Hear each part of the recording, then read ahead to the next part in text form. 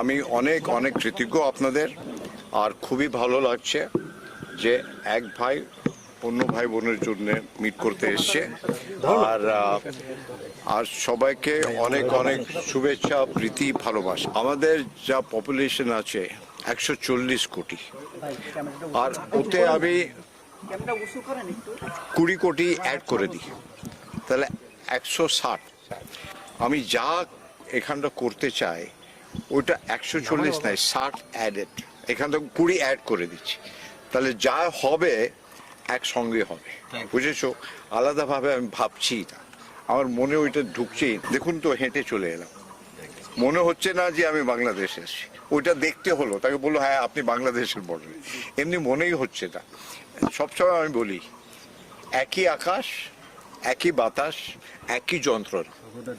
তাহলে আমরা মিলে মিশে ভিসার সব বললে আমার সব মাথায় আছে, একটা খালি বলে যায় সবাই খুশি হবে, ওই কাজটা করবো। দুদিনের ওদের খুবই ভালো কথা হয়েছে। আর আমি ভাবি ডেমোক্রেসিতে অনেকবার ইস্যুস থাকে, আপনার একটা বাংলাদেশের স্ট্রং ডেমোক্রেসি, আমাদেরও স্ট্রং ডেমোক্রেসি, দুই ডেমোক্রেসি মিলে গেলে একটা ওয়ার্ল্ড পাওয়ার হয়ে যাবে, একটা পুরো ইকোনমিক ওয়ার্ল্ড পাওয়ার হয়ে যাবে।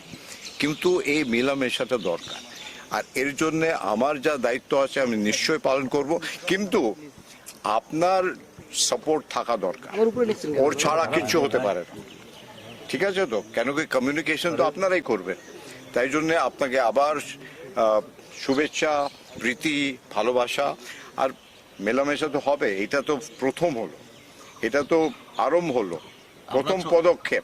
না, আমাদের দুজনে মিলে শক্তি, একটা শক্তি হলে হবে না, দুজনে মিলে যা শক্তি হবে ওইটাই আসল শক্তি। আর ওই শক্তিটা পুরো পৃথিবী যেন দেখে, ঠিক আছে তো? কেন কি ইন্ডিয়া আর বাংলাদেশ যা আমাদের ট্যালেন্ট আছে, নেক্সট জেনারেশন যে ছেলে মেয়েদের, যার টেকনোলজির যুগ আছে এটা, আর টেকনোলজির যুগে আমরা ইন্ডিয়া বাংলাদেশ বেস্ট হচ্ছে, পুরো পৃথিবী চালাচ্ছে, ইনোভেশন যা হচ্ছে টেকনোলজি বাংলাদেশ ইন্ডিয়াই করছে। তাহলে আমরা মিলেমিশে একটা ক্রিকেট টিম যদি মিলেমিশে হয়ে যায় কি কত ভালো হবে, খেলাধুলা, হেলথ, তারপরে টেকনোলজি, এডুকেশন সব মিলে আমরা মিলে একটা টিম করে কাজ